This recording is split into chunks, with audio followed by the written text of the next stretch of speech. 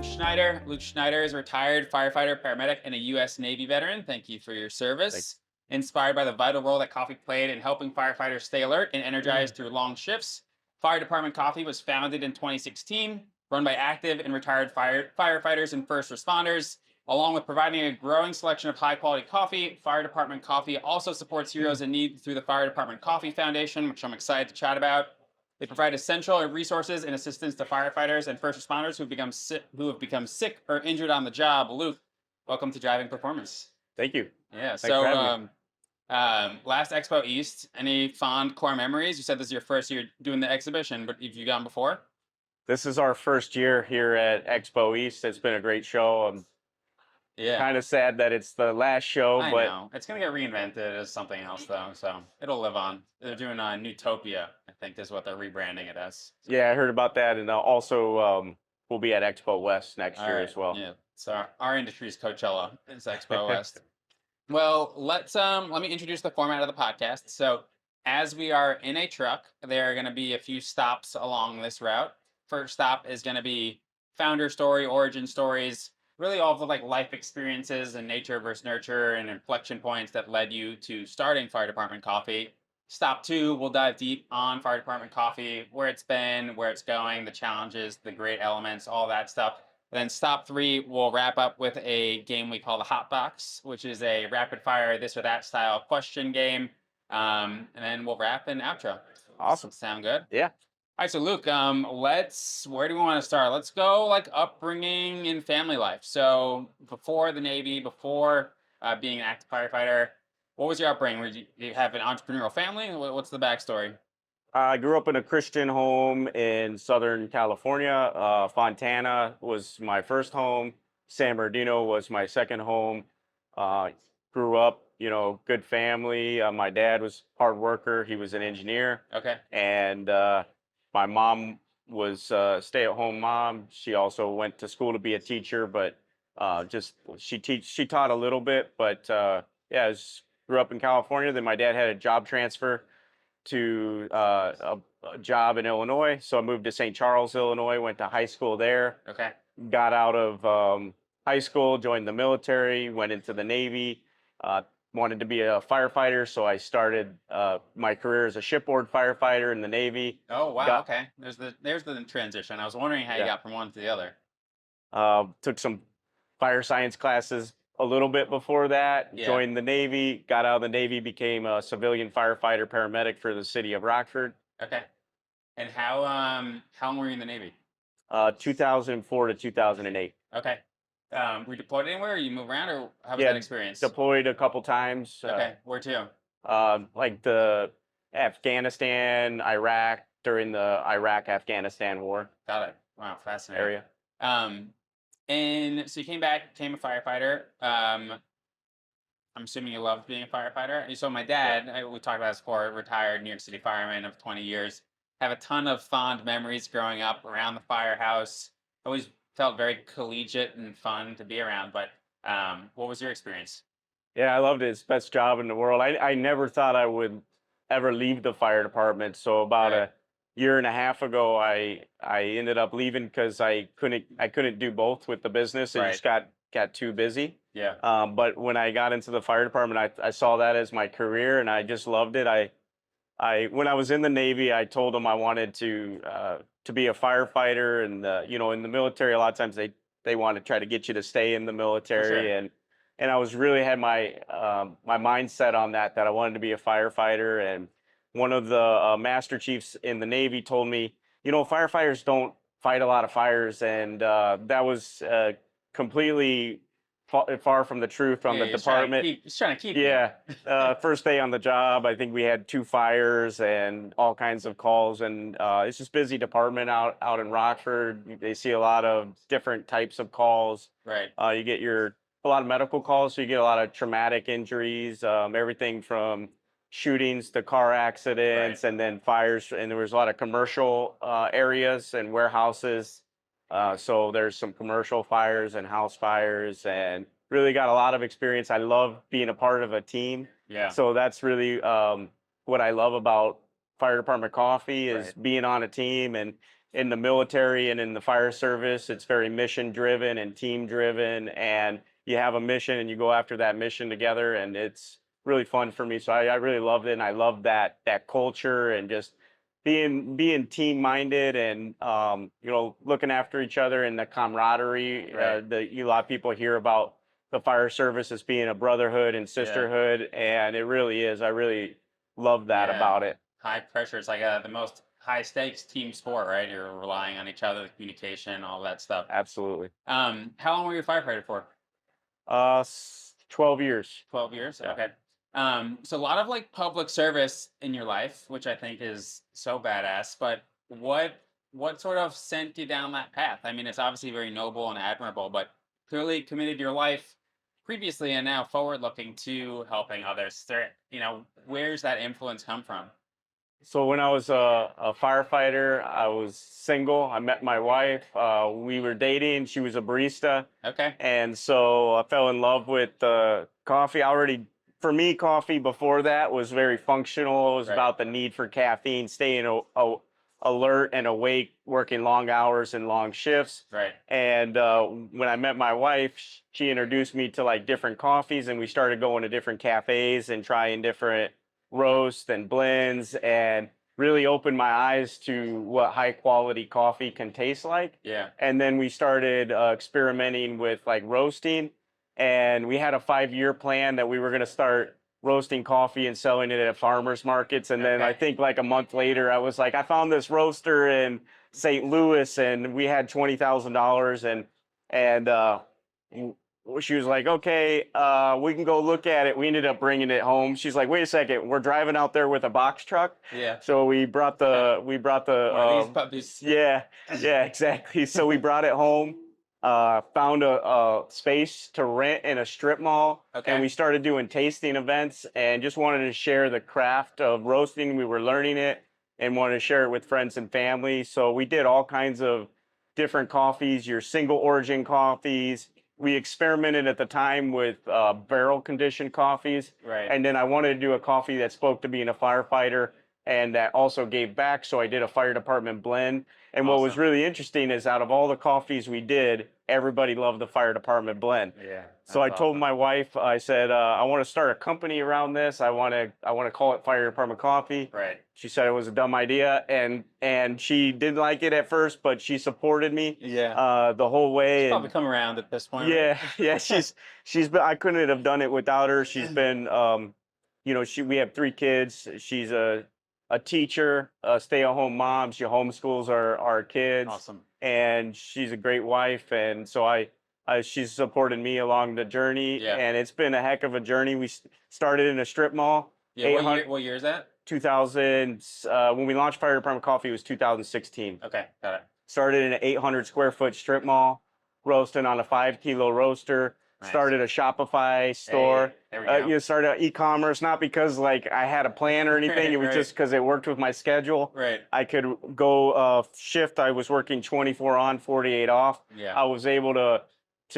go to shift, get off shift, roast coffee, ship the orders, do all the customer service, and it quickly started growing. The first year, I can't remember the exact, but I think we did like close to 50,000, and it just started doubling year Right. over year of revenue. And as it started getting busier, because we were in a small space, I started recruiting other firefighters. Right. And that's where our tagline comes from, run by firefighters, because a lot of our team still to this day is either active or retired firefighters. And as we were roasting, it was getting busier. We were filling up the space, and we maxed out that capacity of the roaster. So we were roasting 24/7 for 3 months straight, Yeah. and just continuously. And I trained other firefighters to roast, and we were taking shifts from going to the fire station, sleeping in the strip mall, waking each other up to rotate shifts, Yeah. roasting, and just it blew up. And so, and that's how it started. But Yeah. and then the background on like the mission behind what we do is early on, I had a firefighter that reached out, and he was on a wildland fire, and he had a tree fall on him and Right. crushed him and pinned him down, and they were able to get him out, but unfortunately he was paralyzed, Right. and doctors told him he would never walk again. and he sent a video on Facebook. And at that time, I was still monitoring the messages. I still kind of do here and there, but I was responding to a lot of the messages at that time. And he sent a video where he was taking some steps with some crutches. And I said, "How can we support you?" And he said, "I want to share some good news to a bad story." And as I got to know him, just got to learn about how big of a need there was for sick and injured firefighters and first responders. And so we started the Fire Department Coffee Charitable Foundation. And the focus of that is to support sick and injured firefighters. And we do that largely by giving back through Fire Department Coffee. Yeah, awesome. All right, so stop two. Let's double click on Fire Department Coffee. So, fun sort of story, which you probably don't know, is I told you my dad is a retired firefighter, but he also took advantage of the 24 on, 48 off, and he started a signs, awnings, and advertising company. Now, you got 3 kids. Now I am in the advertising business. But talk about what it was like balancing those different things. I think a lot of people also don't really know about the 24 on, 48 off. I know it's probably different by different places, but yeah, why don't you talk about that a little bit? It was really hard, It was hard on my family. Yeah. My personality, I'm kind of that personality. I'm all in, and Right. so when I start something, I want to see it through. Right. And so in my mind, failure or quitting was not an option. And when it started getting busier and busier and taking off, I had to figure it out. When we ran into, whether it was we need this piece of equipment or we need to get some cash or Right. whatever it is to grow, we did it, and we racked up $100,000 in debt originally. And my wife didn't, me or my wife didn't plan that. Right. But again, she supported me. She trusted me. She believed in me. She believed that I was going to do the right thing, for our family and for the team. Because as we started to grow, it wasn't just me, anymore. We have a team, and so there was a lot of highs and lows. But I think that makes the victories even sweeter when you worked for it and you've been bootstrapped, and you can really just you got to enjoy the journey. Totally. So it's a learning process, and you surround yourself with good people, and you grow. Yeah, absolutely. So I'm sure there's a lot of things that the Navy and being a firefighter prepared you for as you launched the business. I'm sure there's a ton of things that you felt completely out of your comfort zone as you continue to pursue the business. So what things were you able to take from your previous experiences that have been very helpful in growing the business? And what's something that you just did not see coming that was complicated about building the business?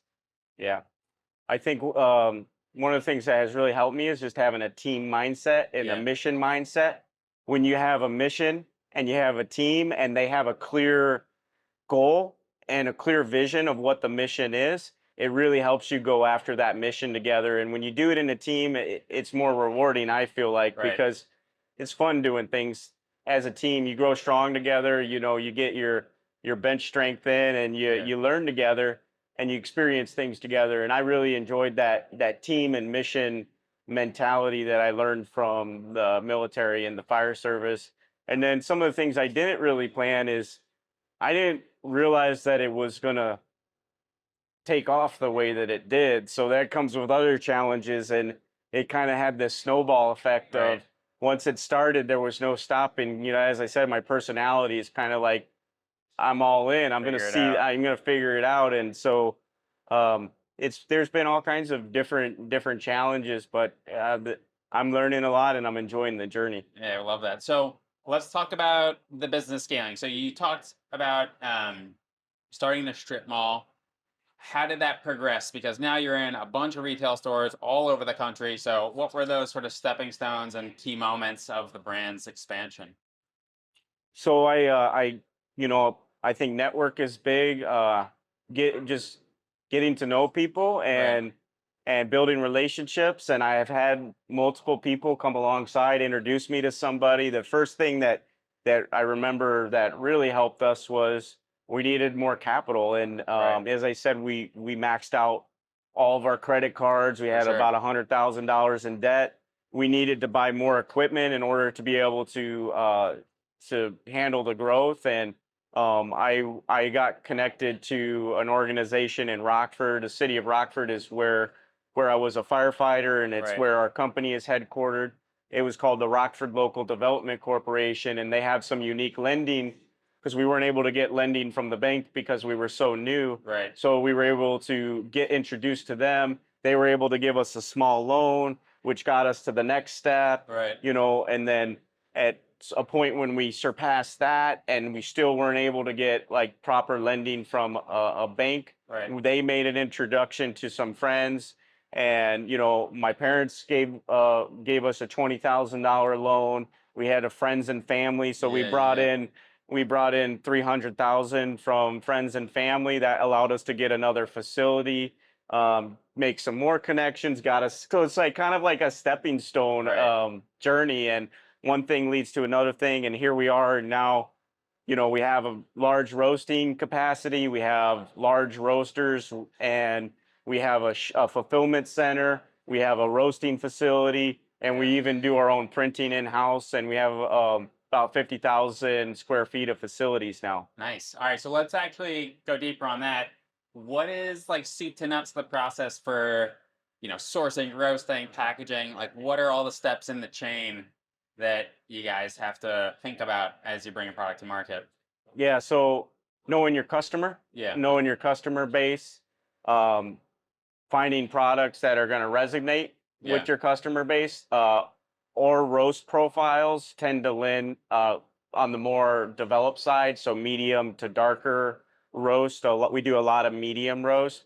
We Is the type of the roast from like dictated by sourcing, or is there like a step after sourcing that dictates the roast? That would be like the step after sourcing. So the Okay. first step would be find good quality beans that you source and you have a consistent product. Right. Because if you don't have consistent ingredients, you can't put out a consistent product. Right. So you need to have quality control measures in place that allow you to have that consistent high quality product. So we do that, and we have, that on the supply chain side as well as on the manufacturing side. Okay. And then how does a type of roast, like there's dark, medium, light, like how does that get determined? Like So how does that happen? I don't know how that works. yeah, so each bean you want to roast differently. So Okay. there's the biggest determinations in my opinion, from my experience, Yeah. are densities. So there's softer beans, and then there's higher density beans. Okay. So beans that grow in higher elevations are usually more dense. Beans that grow in lower elevations are usually softer. Okay. How you roast those different types of beans is different, because you don't want to take a soft bean and apply a ton of heat to it, Right. because you'll scorch the bean. It might taste Burns. ashy. Yeah. Yeah, Yeah. and the same with a very dense bean. You need to develop it enough, and you need to get to the core of the bean and develop that. So you kind of think about it in a way where, how do I roast this bean without destroying the taste of it, and really highlighting the profile that is really true to that origin or that crop or that specific type of bean. And then what we do is we roast that bean individually so we can bring out the best profile, and then we blend after roasting. So that differentiates us from some other roasters, Okay. where there's other roasters that put all the beans in the roaster, they roast them to a certain roast profile, and they're not bringing out the best quality in each type of bean, and we want to make sure that we do that. Yeah. And so let's talk a little bit about the different products that you have. So what are the different product lines? Yeah, like what are the different SKUs that you have in the market right now?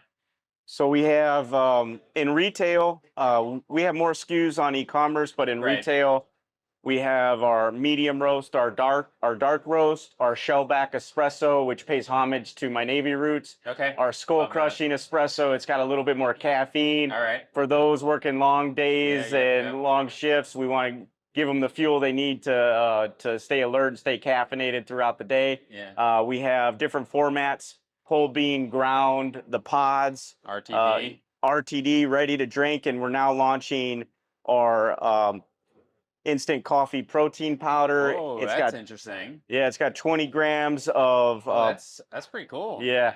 Thank you, appreciate it. It's got 20 grams of protein, 225 milligrams of caffeine. So for me, it's natural caffeine. I don't like to drink pre-energy drinks. I don't Right. like to I don't like to feel shaky or Right. jittery when I go work out. So I always drink coffee in the morning, and now I can get my coffee and protein I'm all in telling the you, same scoop. I And start my day, I make my coffee, and then I make my protein shake. I don't know why no one's done this before. that's kind of how I felt. So I felt like the product, the market needed it. Yeah. And so we're getting it out there. We're testing it here at Expo East. All the feedback has been tremendous. Awesome. We're excited. We got the confirmation we needed to now take this back to our team, finalize the product development, get it to market. The nice thing about being, lean and an agile company quick. is we can move fast. Yeah. And then the other unique thing we have is our spirit infused coffee, which is a Yes, I was gonna bring proprietary. that up. Yes, Yeah. talk about that a little bit. So it started with when I was telling how I was like first started roasting and experimenting with different coffees. Right. We experimented with bourbon barrels, wine barrels, all the Okay. different types of barrels. What I didn't like about it was the barrels have different char levels. They have different moisture content, and it often could be very inconsistent. And I didn't like the taste that comes with it because you get the char notes, the ashy notes, some funky flavors from the barrels. So I started experimenting a process where we infuse the spirit directly into the beans. It's consistent process, so it tastes good every time, and it's scalable. We were able to do it to scale. We roast it, the alcohol roast out, so it's non-alcoholic, but leaves the taste and aroma, Okay. and really enjoyable experience. It's a very popular coffee, and Nice. it's a national retailers as well as some of our standard roasts. Awesome. What type of roast person are you? I love a medium roast. Okay. I would say I'm a medium roast person. All right. So I cool. guess we roast coffees the way that Right. I like to drink Yeah, it. yeah, Yeah, yeah. so How would you describe the difference between light, medium, and dark roast? I know like functionally what's happening, but how would you describe those different, I guess, flavor profiles? yeah, so in the roasting process, the first stage of the process is it goes through a drying. So coffee has moisture Okay. in the bean. It's organic. Pulls it out. Yeah, it's an organic compound, so it's got moisture in it. It's very dense. So it's funny when sometimes we give tours. Sometimes people will take one of the beans and it's like a rock. You can't do it like you don't want to do that. Yeah. I've seen people This eat isn't your roasted beans. chocolate-covered espresso bean, brother. This is not that. Yeah, you're gonna break a tooth. Yeah. So it's very dense and it's got moisture in it. And when you roast it, it goes through a drying process. So Okay. the moisture starts to come out. And as you roast it further, it's so in the beginning, it's becoming endothermic and it's taking in heat. And this is where fire science kind of understanding of fire science kind of applies. Sort of a nice, pie in there. Yeah, so it becomes endothermic, and as you roast it, and you get further in the roast profile, it becomes exothermic, and it starts putting off heat. Okay. So you may have heard this before, but it'll get to a point where it'll start cracking, kind of like popcorn. Right. And it's called first crack. Some roasters out there will roast coffee at first crack and they'll drop it, or maybe roast it a little farther and drop it. Those are going to be a very light roast. Depending on the type of bean will depend on how it tastes. Okay. Sometimes they can come off underdeveloped, sometimes sour. Okay. It's not. I've had them before where it works, but it's not my favorite type of cup of coffee. So, and it's got to be the right beans for that. Right. But as you roast it, it roasts further. It starts the sugars in the beans start to caramelize. You start to develop more of those flavor profiles, and as you start to get farther within the roast, eventually you'll get to second crack, Okay. and it'll start cracking again. Right. If you go too far past second crack, you're going to start a fire in your roaster. Okay. Got it, So got it. so our beans typically are like right before second crack, Okay. or sometimes a little after second Okay. crack. Wow, I just learned so much about coffee.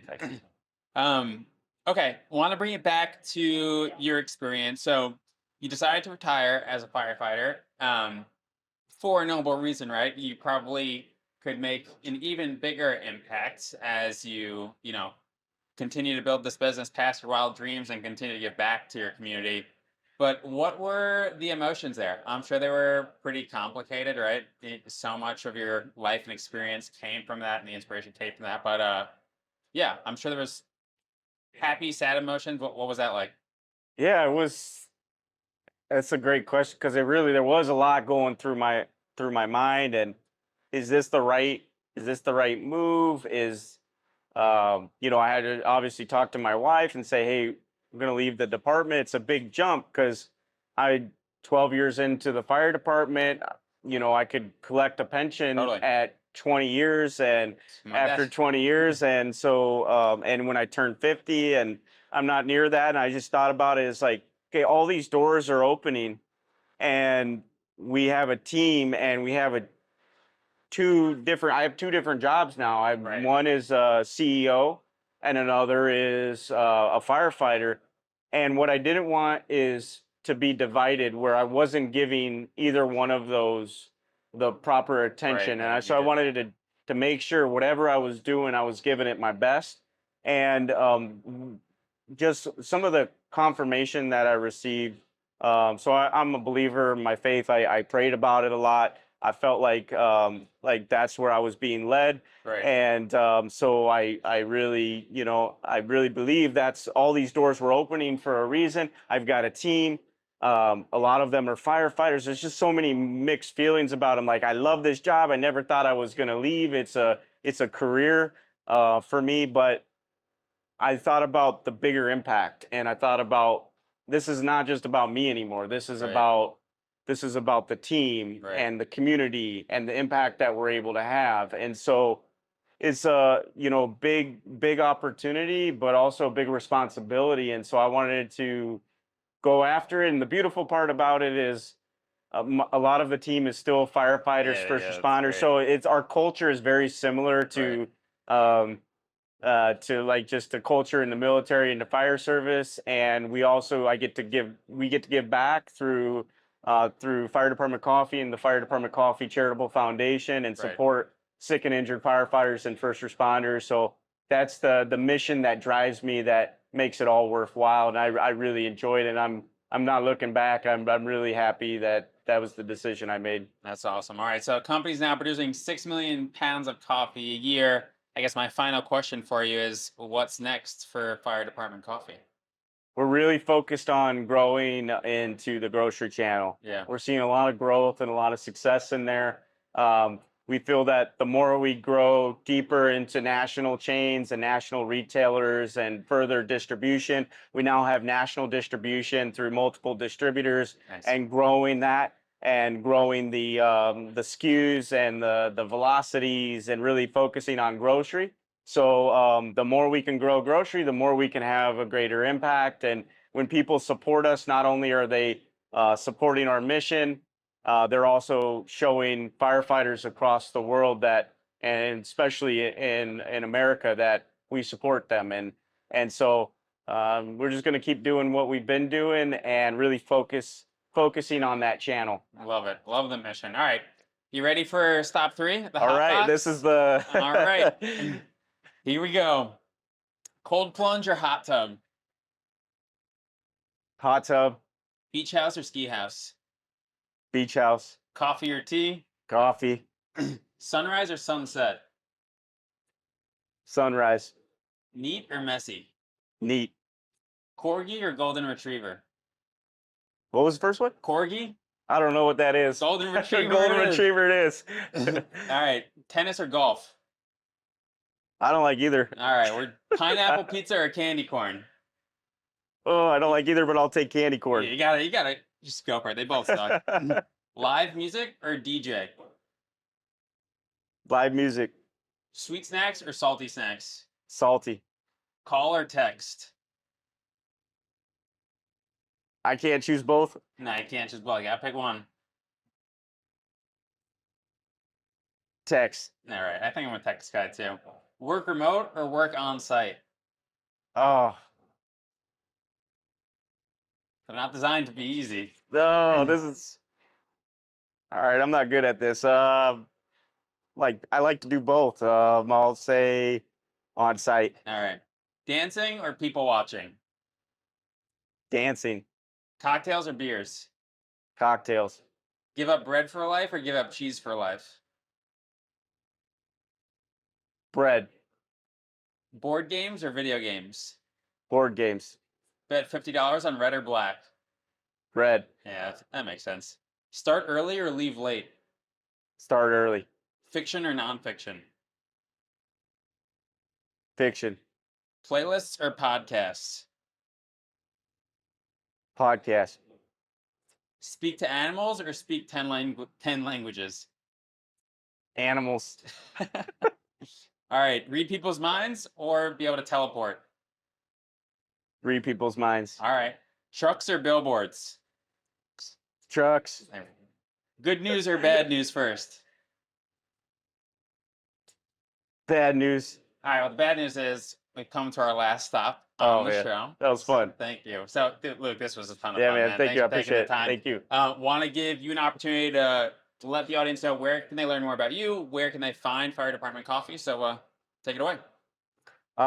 You can come to us on LinkedIn. I post a lot of our my personal journey, which is largely around Fire Department Coffee. Follow me on LinkedIn or connect with me there, and follow Fire Department Coffee.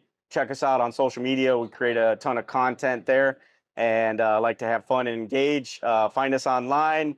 We're in multiple marketplaces, or you can go to Fire Department Coffee's website and look for us in national retailers or your local retailer, whether it's regional or small chain, natural specialty or conventional. We're in a mix of it, so find us there. And if we're not there, ask your local retailer to get us there, because we want to be everywhere. All right, Luke, you're a badass, man. Thanks Thank you. for Appreciate it. rocking. Thanks, man. Appreciate it. This That was was fun. great. Good job. Thank you. Appreciate it.